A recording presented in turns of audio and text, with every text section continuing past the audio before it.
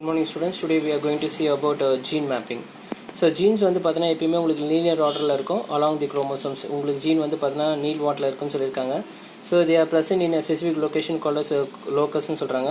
So அந்த Neil வாட்டத்தில் எந்த இடத்துல அந்த ஜீன் இருக்கோ அந்த லொக்கேஷன் வந்து என்ன சொல்கிறாங்கன்னா லோக்கஸ். இந்த இடத்துல இந்த ஜீன் இருந்தால் இந்த இடத்த லோக்கஸ் சொல்கிறோம், இந்த இடத்துல ஜீன் இருந்தால் இது லோக்கஸ்ன்னு சொல்கிறோம். What is called gene mapping சொல்லும்போது diagrammatic representation of position of genes. So எந்த இடத்துல ஜீன் இருக்கோ அந்த position of gene and relative distance between the adjacent genes. இந்த ஜீனுக்கு இந்த ஜீனுக்குள்ள relative distance வந்து கணக்கெடுத்தா வந்து பார்த்தீங்கன்னா என்ன சொல்கிறாங்கன்னா that is called gene mapping. Okay, a position of genes as well as relative distance between these two genes is called as gene mapping or genetic mapping. It is a directly proportional to the frequency of recombination between them. So இந்த ஜீனுக்கு இந்த ஜீனுக்கு உள்ள proportional எவ்வளோ இருக்குது, frequency எவ்வளோ இருக்குது, relative frequency எவ்வளோ இருக்குது, recombination frequency எவ்வளோ இருக்குது, அதை சொல்கிறதுனா என்ன சொல்கிறாங்க லிங்கேஜ் மேப்புன்னு சொல்கிறாங்க. Okay, gene mapping was first developed by Morgan students Alfred S. Sturtevant in 1913. So இவர் தான் வந்து பார்த்தீங்கன்னா ஃபர்ஸ்ட் டெவலப் பண்ணியிருக்காரு gene mapping. So what is map distance சொல்லும்போது the unit of distance in a genetic map is called map unit. So ஒரு ஜீனுக்கும் இன்னொரு ஜீனுக்குள்ள distance என்ன சொல்கிறாங்கன்னா மேப் யூனிட் சொல்கிறாங்க. 1 map unit is equal to 1% of crossing over. ஒரு map யூனிட்னா 1% of crossing over, 1% crossing over நடந்திருக்குன்னு அர்த்தம். 1 map unit is also called centimorgan. அப்போ மேப் யூனிட் வந்து என்ன சொல்கிறாங்க சென்டிமார்கன்னு சொல்கிறாங்க. இந்த பேர் ஏன் வந்து centimorgan because of the T H Morgan, அவரோட பேர்னால இந்த சென்டிமார்கன் வந்திருக்கு. 100 centimorgan is equal to 1 Morgan. 100 centimorgan வந்து இஸ் ஈக்குவல் டு என்ன சொன்னால் 1 மார்கன் சொல்லணும். ஸோ உங்களுக்கு எக்ஸ்ப்ளனேஷன் கொடுத்துருக்காங்க. ஃபார் எக்ஸாம்பிள் உங்களுக்கு 4 types of genes இருக்குது குரோமோசோமில். You assume this as 4 types of genes in a chromosomes.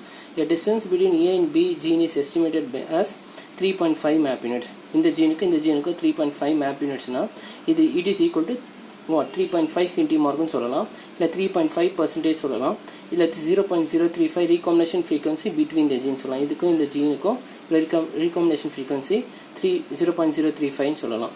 So இப்படி தான் ஒரு ஜீனுக்கு இன்னொரு ஜீனுக்குள்ள ரிலேட்டிவ் டிஸ்டன்ஸ் ஈஸியாக வந்து ஒரு குரோமோசோமில் அதோட கேரக்டர்ஸ் வந்து எவ்வளோ தூரத்தில் இருக்குது, அந்த ஜீனுக்கு இந்த ஜீனுக்கும் கிராசிங் ஓவர் எப்படி நடக்கும், எப்படி வந்து லிங்கேஜ் நடக்கும்னு சொல்லிட்டு உங்களுக்கு வந்து டிஸ்டன்ஸ் மேப் ஆஃப் மேப்பிங் யூனிட்டை கண்டுபிடிப்பாங்க.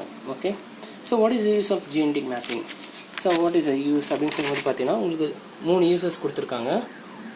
ஸோ ஒன்று வந்து பார்த்தீங்கன்னா it is use to determine gene order, எந்த இடத்துல அந்த ஜீன் இருக்குது, அதுக்கடுத்து எந்த இடத்துல அந்த ஜீன் வந்து லொக்கேட் ஆகிருக்கு. It is use to identify the locus of a gene, எந்த பொசிஷனில் எந்த இடத்துல இருக்குது.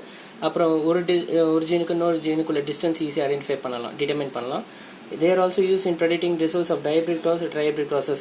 இப்போ நீங்கள் பார்த்தீங்கன்னா dihybrid crossesனா 2 contrasting characters இருக்குது, இது 3 contrasting characters. அப்போ உங்களுக்கு வந்து பார்த்தீங்கன்னா ஒரு குரோமோசோமில் 2 வித்தியாசமான பண்புகள் இருக்குது, 3 வித்தியாசமான பண்புகள் இருக்குது. அந்த குரோமோசோமில் அந்த ஜீன்கள் எந்தெந்த இடத்துல இருக்குது ஈஸியாக வந்து ப்ரெடிக்ட் பண்ணலாம். அப்போ எந்த இடத்துல கிராசிங்கோ நடக்குது, அப்போ உங்களுக்கு புது வித்தியாசமான பண்புகள் எப்படி தோன்றது வந்து பார்த்தீங்கன்னா உங்களுக்கு ஈஸியாக ஜீன் மேப்பிங் வச்சு கண்டுபிடிச்சிடலாம். It allows geneticist to understand the overall genetic complexity of particular organism. ஒரு குறிப்பிட்ட ஆர்கனிசம்ஸில் அதோட ஜெனட்டிக்கோட ஜீன்ஸோட சிக்கலான அமைப்பு எப்படி இருக்குது ஈஸியாக அண்டர்ஸ்டாண்ட் பண்ணிடலாம் by drawing a gene map. Okay, so next we are going to see about what is multiple alleles. When any of the 3 or more allelic forms of gene occupy same locus. உங்களுக்கு வந்து 3 alleles வந்து ஒரே இடத்துல இருந்துச்சா, ஒரே லோக்கஸில் இருந்துச்சுன்னா அது என்ன சொல்கிறாங்கன்னா multiple alleles of a homologous chromosomes. Okay, ஒரே இடத்துல உங்களுக்கு 3 அலீல்ஸ் வந்து லொக்கேட் ஆகிடுச்சுன்னா அது வந்து மல்டிபிள் அலீல்ஸ் சொல்லலாம். So what are the characters of multiple alleles? So என்னென்ன பண்புகள் இருக்குது அப்படின்னு சொல்லும்போது பார்த்தீங்கன்னா multiple alleles of a series occupy the same locus. ஏற்கனவே சொன்னேன் இந்த 3 அலீல்ஸும் ஒரே இடத்துல இருக்குன்னு சொல்லியிருக்கேன் ஆஃப் ஹோமோலகஸ் குரோமோசோம்ஸ். அப்போ ஒரே இடத்துல இருக்குன்னா அங்கே என்ன நடக்குன்னா நோ கிராசிங் ஓவர்.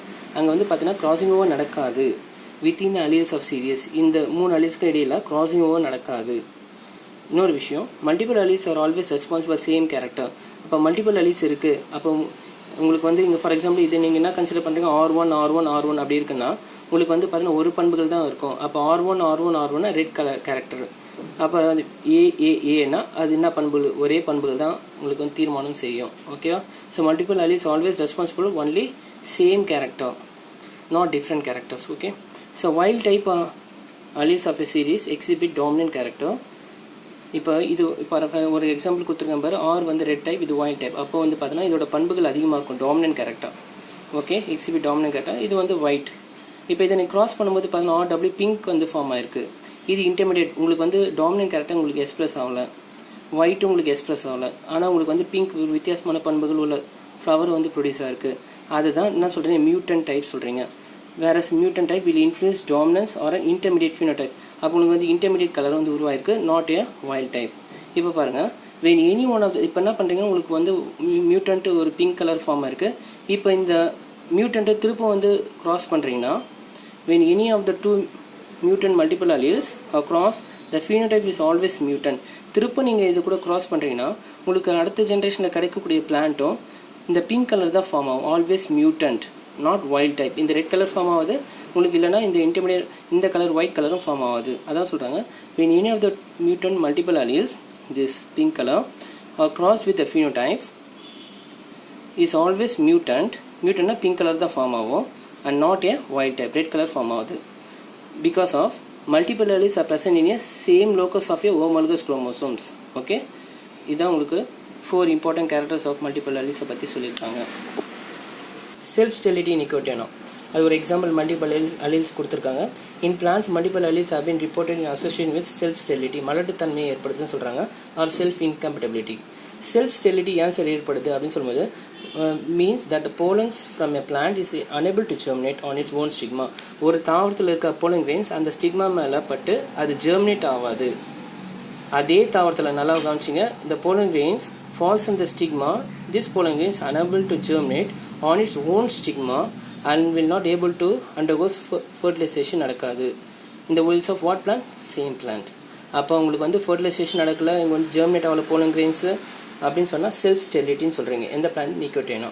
இது யார் வந்து ஃபஸ்ட் அப்சர்வ் பண்ணாருன்னா ஈஸ்ட். ஸோ மல்டிபிள் alleles அதில் இருக்குன்னு கண்டுபிடிச்சாரு, நிக்கோட்டினோ புகையிலை தாவரத்தில் கண்டுபிடிச்சாரு. And responsible self incompatibility or self sterility. அப்போ அந்த தாவரத்தில் வந்து ஒரு மலட்டுத்தன்மையை ஏற்படுத்துது அப்படின்னு சொல்கிறாரு. இதுக்கப்புறம் ஏன் எப்படி வந்து மலட்டுத்தன்மை ஏன் ஏற்படுது அப்படின்னு சொல்லும்போது the gene is responsible for self ஸ்டெரிலிட்டின்னு கண்டுபிடிச்சாரு. So what is the gene அப்படின்னு சொல்லும்போது the genes of cell incompatibility can be designated as. அப்போ இந்த ஜீன் தான் வந்து செல்ஃப் ஸ்டெரிலிட்டி ஏற்படுத்துது அப்படின்னு சொல்கிறாரு. Which is allelic series S1, S2, S3, S4, S5 இப்படின்னு வந்து உங்களுக்கு வந்து நிக்கோட்டினோ தாவரத்தில் இருக்குன்னு சொல்லியிருக்காங்க. த கிராஸ் ஃபர்டிலைசிங் டொபேக்கோ பிளான்ஸ், இப்போ ஒரு பிளான்ட்டுக்கு இன்னொரு பிளான்ட்டு கிராஸ் பண்ணும்போது அப்போ அந்த பிளான்ஸ் வந்து நாட் ஆல்வேஸ் ஹோமோசைகஸ், எப்பயுமே ஹோமோசைகஸாக இருக்காது. எப்படின்னா S1, S1, S2, S2ன்னு இருக்காது. எப்படி இருக்கும் அப்படின்னா but all plants for heterozygous, S1 பதில் S1, S2ன்னு இருக்கும், S3, S4ன்னு இருக்கும், S5, S6 எல்லாம் சேமாக இருக்காது, வேறு வேறு ஹெட்ரோசைகஸ் கண்டிஷனில் இருக்கும்.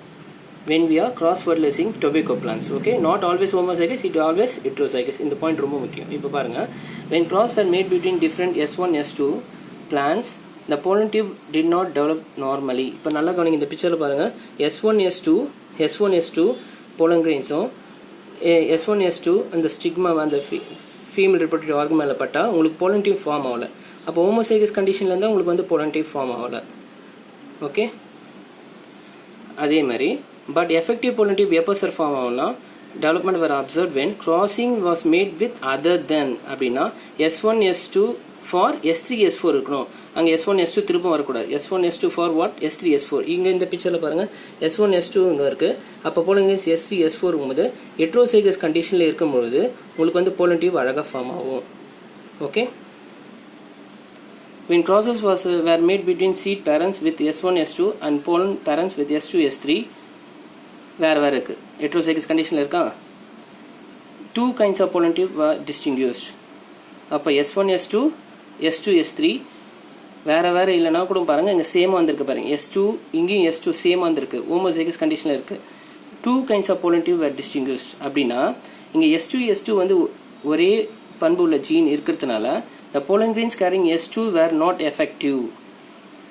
ஒரே சேம் ஹோமோசைகஸ் இருக்கிறதுனால. ஆனால் S1, S3 வேறு ஹெட்ரோசைகஸ் இருக்கிறதுனால but carrying S3 but the pollen grains carrying S3 were capable of fertilization. Okay, S1ம் S3யும் அப்போ S3 வந்து ஃபர்டிலைசேஷன் நடக்கும்.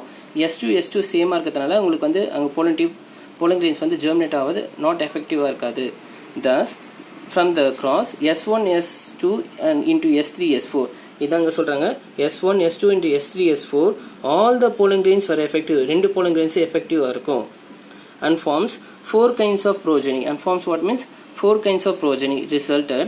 S1 உங்களுக்கு 4 kinds of gametes உங்களுக்கு வந்து கொடுத்துருப்பாங்க. ஓகே, புரியுது? அந்த பிக்சர் நல்லா பார்த்துங்க. S1 S2 வந்தால் S1 S2 சேம் ஹோமோசைகஸ் வந்தால் உங்களுக்கு போலண்டிவ் ஃபார்ம் ஆகுது. உங்களுக்கு S1 S2 and S3 S4 heterozygous கண்டிஷனில் இருந்தால் உங்களுக்கு போலண்டிவ் பிசியாக ஃபார்ம் ஆகும். அதேமாதிரி இங்கே ஒரு பாயிண்ட் உங்களுக்கு சொல்லியிருந்தேன், S1 S2 and S2 S3 இந்த ரெண்டும் சேமாக இருக்கிறதுனால உங்களுக்கு பார்த்தீங்கன்னா உங்களுக்கு வந்து S2 வந்து நாட் எஃபெக்டிவாக இருக்காது, அந்த போலண்டிவ் வந்து ஜெர்மினேட் ஆகாது. ஆனால் S3 வந்து பார்த்தீங்கன்னா உங்களுக்கு அந்த போலன் கிரெயின்ஸ் வந்து ஃபர்டிலைசேஷன் நடக்கும், ஜெர்மினேட் ஆகி ஃபர்டிலைசேஷன் நடக்கும்னு சொல்கிறாங்க. ஓகே, இப்போ பாருங்கள் இந்த பிக்சர் உங்களுக்கு சொல்லியாச்சு. இப்போ பாருங்கள், இதே வந்து பார்த்தீங்கன்னா male parents pollen source is cross with female parents stigma S1 S2 S1 S2 இது ரெண்டுமே சேமாக இருக்கிறதால உங்களுக்கு ஸ்டெரைல் மலர்த்தன்மை உள்ள தாவரம் உற்பத்தி ஆகும். இங்கே S2 S3 இங்கேயும் S2 S3 அப்படின்னா உங்களுக்கு செல்ஃப் ஸ்டெரைல் ஆகுது. S3 S4 இங்கேயும் S3 S4 இதுக்கும் கிராஸ் பண்ணும்போது உங்களுக்கு வந்து பார்த்தீங்கன்னா உங்களுக்கு மலட்டுத்தன்மை உள்ள தாவரம் ஏற்படுது. அப்போது homozygous conditions the Nicotiana plants of the pollen grains does not able to germinate and so the pollen tube does not forms, fertilization நடக்காது in the same plant. ஆனால் இங்கே வந்து டிஃப்ரெண்ட் கேமெட்ஸ் S1 S2னா இங்கே S3 S4 இருந்துச்சுன்னா உங்களுக்கு வந்து fertile plans உருவாகும். So this what east வந்து அப்சர்வ் பண்ணியிருக்கா நிக்கோட்டியானா பிளான்ஸில் உங்களுக்கு வந்து பார்த்தீங்கன்னா இந்த செல்ஃப் இன்கம்ப்ளீட்டான ஜீன் S வந்து பார்த்தீங்கன்னா உங்களுக்கு வந்து allelic series S1 S2 S3 S4 5 உங்களுக்கு டிஃப்ரெண்ட் அலிலிக் சீரீஸ் வந்து இருக்குது. இந்த S தான் வந்து responsible for what means self sterility. Okay, so it was observed in Nicotiana plant, that is self sterility by yeast. So அடுத்த topic வந்து sex determination in maize. So Zea maize is an example for monoecious. இது வந்து ஒரு monoecious conditions உள்ள plant சொல்றாங்க, which means male and female flowers are present in the same plant. So male flowerம் female flowerம் ஒரே தாவரத்தில் இருந்துச்சுன்னா அது monoecious condition சொல்றாங்க மக்காச்சோளத்தில். இப்போ இந்த மக்காச்சோளத்தில் வந்து பார்த்தீங்கன்னா 2 வகையான மஞ்சள்கள் இருக்குன்னு சொல்கிறாங்க. 2 types of inflorescence இருக்குன்னு சொல்கிறாங்க. ஒன்று வந்து terminal inflorescence, இதான் terminal inflorescence which bears a staminate flower, male flower, and which develops from the shoot apical meristem. Shoot apical மெரிஸ்டம்லேருந்து உங்களுக்கு ஃபார்ம் ஆகுது, இதை டேசல்னு சொல்கிறீங்க. ஓகே, அண்ட் லேட்ரல் இன்ஃப்ளோரசன்ஸ் வந்து சொல்லும்போது இது லேட்ரல், அதாவது ஒரு இலையிலேருந்து அந்த கோணத்துலேருந்து வந்துச்சுன்னா அது வந்து லேட்ரல் இன்ஃப்ளோரன்ஸ் சொல்கிறாங்க. Which develops pistillate flower, female flower for actual pistillate flower, அது ஏரர் காப்னு சொல்கிறாங்க. இதான் உங்களுக்கு காப், அதாவது பார்த்தீங்கன்னா மக்காச்சோளத்தில் உங்களுக்கு வந்து சில்க் லைக்ஸ் இருக்கும், அது இயர்னு சொல்கிறாங்க, இல்லை காப், இது காப்னு சொல்கிறாங்க. உங்களுக்கு வந்து ஆக்சிலரி பட்லேருந்து உங்களுக்கு வந்து பார்த்தீங்கன்னா பிஸ்டிலேட் ஃப்ளவர். அப்போ உங்களுக்கு வந்து பார்த்தீங்கன்னா 2 types ஆஃப் இன்ஃப்ளோரன்ஸ், ஒன்று வந்து டான்சல்னு சொல்லும்போது ஸ்டாமினேட் ஃப்ளவர் அண்ட் பிஸ்டிலேட் சொல்லும்போது ஃபீமேல் ஃப்ளவர்னு சொல்கிறாங்க. இது லேட்டரில் இருக்கும். இது வந்து பார்த்தீங்கன்னா உங்களுக்கு வந்து terminal inflorescence. 2 types of inflorescence present in maize. Okay, unisexuality in maize occurs through selective abortion of ear flowers and pistil in tassel flowers. இப்போ என்ன பண்ணுறாங்கன்னா இது அப்படியே இடம் மாற்றுறாங்க. அப்போ அங்கே வந்து அபார்ட் ஆகுது. Selective abortion of stamens in ear flowers and pistil in tassel flowers. இங்கே வந்து பார்த்தோன்னா ஸ்டாமன்ஸ் வந்து பார்த்தோன்னா இதில் வந்து ஸ்டாமன்ஸாக மாற்றிடுறாங்க, இது வந்து பிஸ்டிலாக மாற்றிடுறாங்க. ஸ்டாமினேட்டை பிஸ்டிலாக மாற்றிடுறாங்க, இது வந்து பிஸ்டில் வந்து ஸ்டாமினாக மாற்றுறாங்க. அப்போ செலக்டிவ் அபார்ஷன் பண்ணும்போது உங்களுக்கு அப்படி ஆகுது. அப்படி பார்த்தீங்கன்னா substitution of 2 single gene pair BA for barren plant and BA for barren plant and TS for tassel seed makes the difference between monoecious and dioecious. அப்போ இந்த தாவரம் வந்து monoecious கண்டிஷனில் இருக்கும், இல்லை dioecious கண்டிஷனில் இருக்கும், ரேராக இருக்குன்னு சொல்கிறாங்க ஃபார் maize plant.